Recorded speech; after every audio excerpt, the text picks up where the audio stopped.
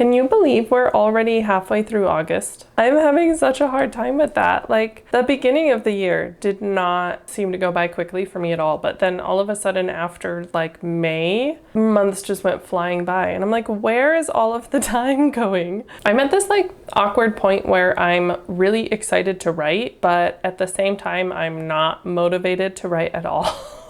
I don't know if you've ever been there, but like I really want to write, but when I actually sit down and write, the words just like, I just struggle to come up with the words. So I'm trying to make kind of like little goals for my writing sessions, and I was really looking over my notes, and I think today I really want to focus on dialogue. Today is Tuesday, and I want to use today to really try to get some of James's dialogue fleshed out, because James's character is just very one-dimensional, and the most obvious place that I see this is in his dialogue. And I'm actually in the middle of rewriting a scene from Ray's perspective, and I think it's a great opportunity to go in and try to give James some more depth. And one of James's character traits is that he's supposed to be jealous of all of the other love interests. When I was reading Broken Bonds, I just thought that was so unrealistic that none of them would be jealous. So I was like, I really want one character to just be super jealous of all of the others. I'm also kind of a little torn on this scene about whether or not I should go back and forth between Ray's perspective and Hyacinth's perspective, because I was listening to a lecture from Brandon Sanderson, and one thing he said when you have multiple point of view characters is that you should write the scene from the point of view of the character who has more like emotional connection to the scene. And so at first I want to give Ray's perspective because it's really important that you see his perspective. But then I feel like the rest of it should be from Hyacinth's perspective, but I don't know. I'm going to write the entire chapter from Ray's perspective so that I can see it, and then I can kind of read through and like compare and contrast them, and then kind of decide whether or not I actually need to switch perspectives.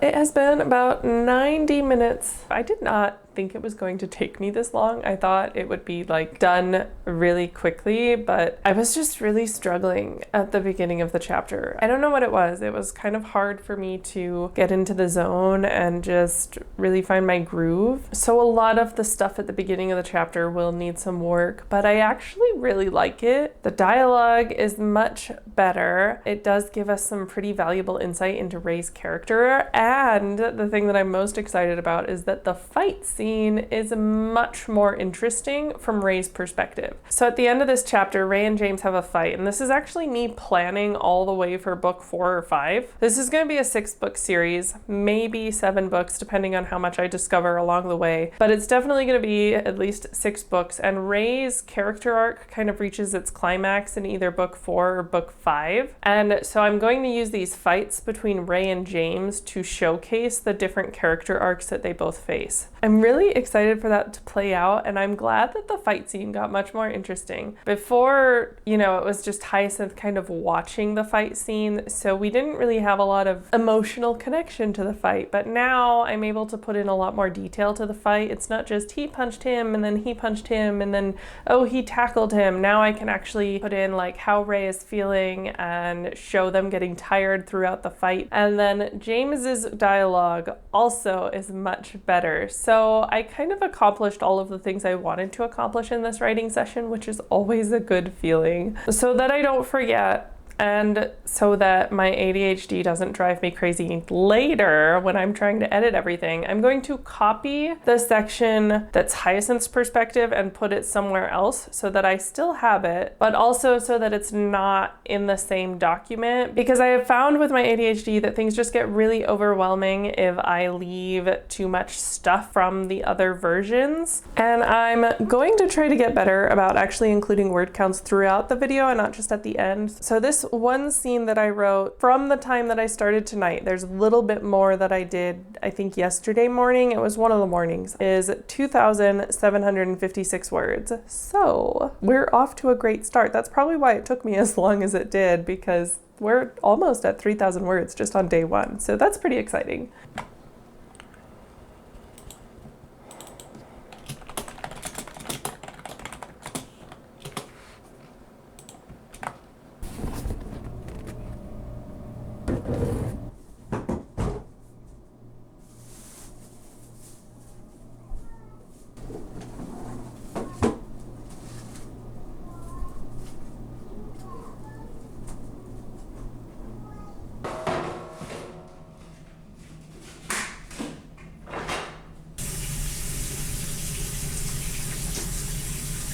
It has been a challenging day with the twins today. There was a lot of fighting over a toy medical bag.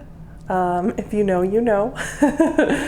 I'm really looking forward to actually sitting down and doing some writing. And today I wanted to really focus on writing the dialogue between Hyacinth and her love interests. So I actually want to start this evening by looking at scenes from one of my favorite novels. It has some of the best dialogue I have ever seen. And I really think that it's this author's particular approach to dialogue that makes her scenes so well written. And if you didn't catch it, the novel that we're going to be talking about today is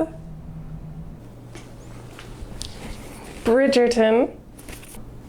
I was actually really surprised by the dialogue in this book. It is an excellent book to study if you are trying to get better at writing dialogue. And the one thing that I think makes Julia Quinn's dialogue so exceptional is just the way that she really understands how the characters feel about the situations that they're in. Because she's really good at taking the situations and turning them into some hilarious dialogue. Even just right in the beginning when Daphne meets Simon, she's just gotten done socking Nigel in the face and he goes unconscious. Just the way that she banters back and forth with Simon in the novel is just exceptionally well done. So I'm gonna look at some of the scenes between the two of them and how they actually banter back and forth and kind of try to study what makes them good in the hopes that I can get something out of it and hopefully make my own writing a little bit better.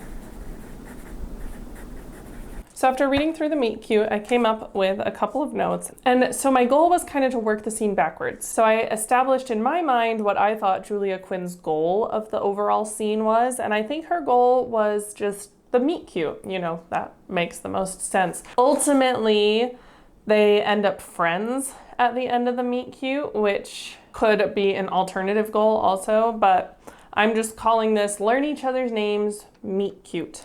I kind of noticed a few things throughout. Simon starts off like right away as being very sarcastic. Daphne matches that sarcasm. So right away, the author establishes that these two are made for each other. Daphne, of course, with her background of having 4 brothers, considers herself completely immune to his charms, and it kind of foreshadows everything that's going to happen in their relationship. She thinks she's immune to his charms, and obviously in the end she falls for him, and then he establishes his rule of thou shalt shalt not lust after thy best friend's sister. And of course, fails miserably.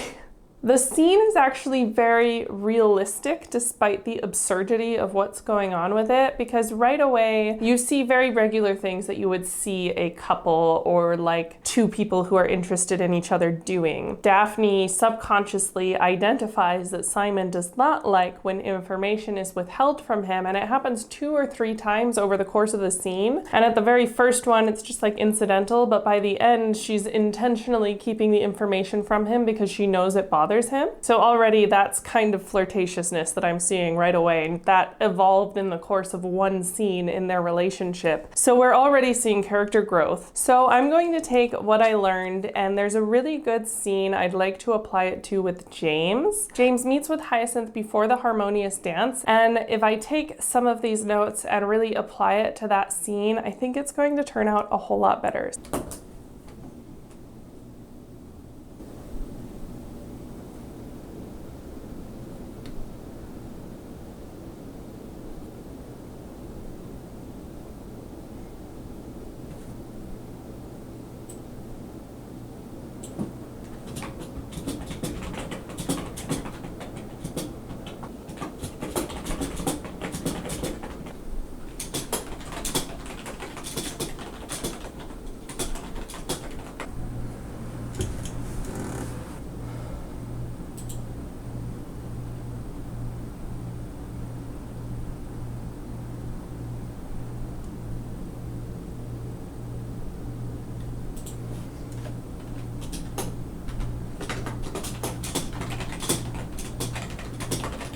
This scene is too cute. I had to send a text to one of my, I don't actually feel like I improved the dialogue very much at all. Maybe there wasn't as much to improve as I thought there was, but the dance scene was super lame. So in this scene, James actually teaches Hyacinth how to dance. That's like sort of the overall goal of the scene, if you want to think of it that way. I'm just so happy with that. I don't even know what to say about it, but the first time I wrote it, I was like, and they moved back and forth and she started getting more comfortable. Like, it was all exposition. There wasn't as much showing or telling. And I was able to add a lot more detail to the dance and like move back and forth. I had to do some research as I was doing it, but it's okay. Let me look over the dialogue, since that's what I was supposed to be working on, and see what actually happened with that. Looking back over it, I think part of the reason that the dialogue hasn't really changed significantly is because the start of the scene is supposed to be really awkward and uncomfortable, and I feel like the dialogue accomplishes that. It's very stilted. I feel weird writing through it. Like, I do think I do a little bit better job making James jealous instead of just whiny. Like, I give a little bit more depth to his conversation, but it's still essentially like the same thing that he's talking about. And then also in The Duke and I talked about how it like shows character development and character growth even in just one scene. One thing that I do in this scene that's really important is that I establish that James can fix things. Most of Hyacinth's love interests are not very handy. Orion is kind of handy, but this is definitely like James's thing that makes him unique out of all of the other love interests, is that he can fix stuff. He grew up on a farm without very much money. He had to figure out how to make things work. So he has a scene where he helps Hyacinth around the house and is able to like essentially make them dinner, even though he's not the one cooking. And then they go into their dance scene, and I just think their dance scene is so cute. And keeping up with our word count, let me check what we're at. So the actual dancing part of the scene is 833 words, and before it was probably like 300 or 400 words. In retrospect, I should have done like a before and after, but I didn't think to do that until now that we're here, right? Learn from your mistakes. But I'm guessing, actually it was probably even less than that. It was probably like 200 words was the original like dance scene, because it didn't even take up a full page, and this takes up almost 2 pages, maybe even 2 pages actually. But the overall scene that we were working on tonight is 2,707 words, and overall I probably, since the dance scene was 833, overall I probably added about 1,000 words, maybe 1,200 if I'm being generous. So we'll add that to our count and put the total on the screen somewhere.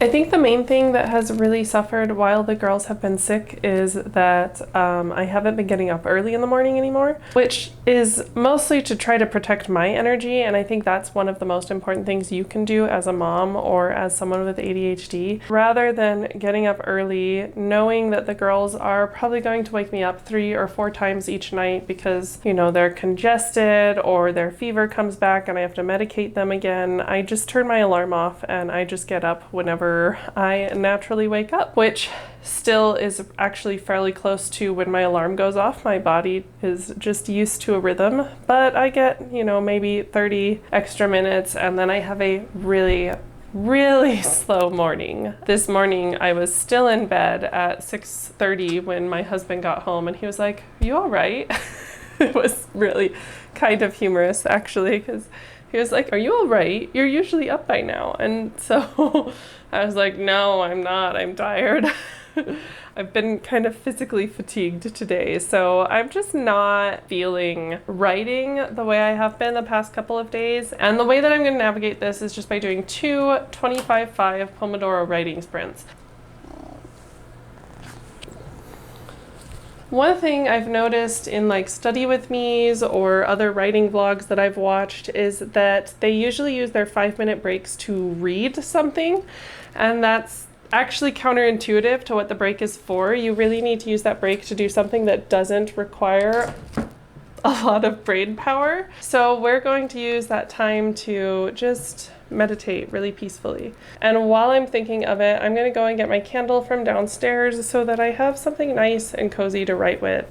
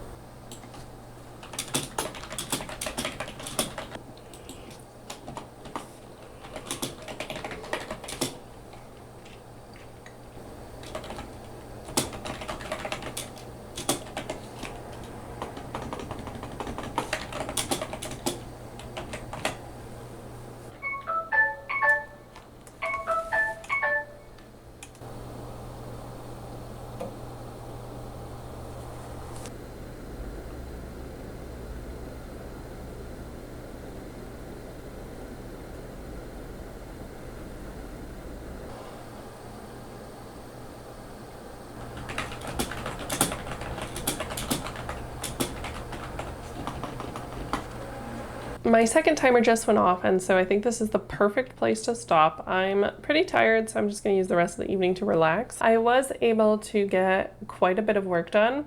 I was actually pretty surprised I didn't really change anything in the other scene. The dialogue was pretty good. Like, it accomplished everything that I needed to accomplish, and changing it, you know how when you like work on something and there's a point where you're like, I could stop, but I'm gonna keep working and try to make this better, and then you end up making it worse.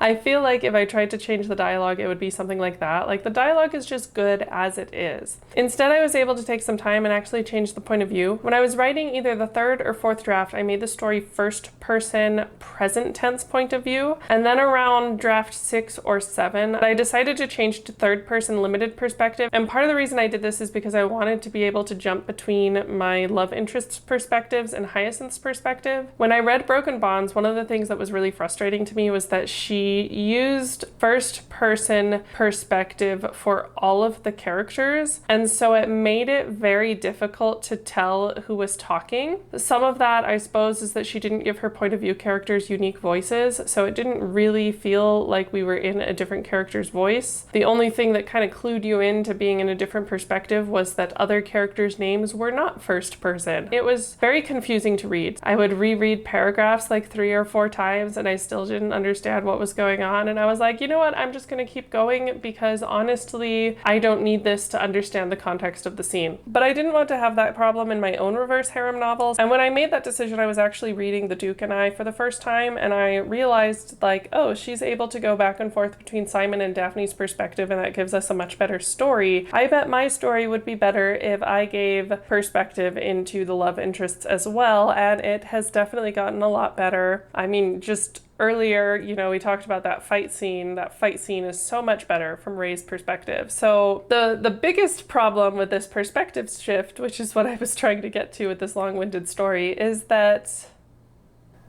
hold on, my ADHD brain will catch up with my mouth. Just give it a second.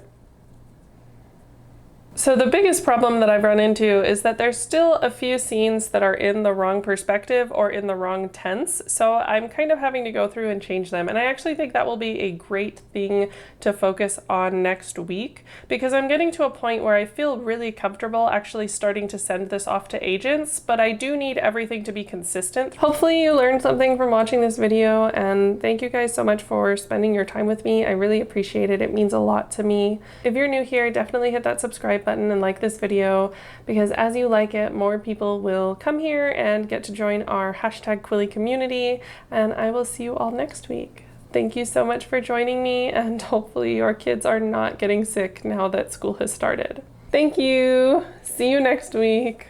Bye-bye.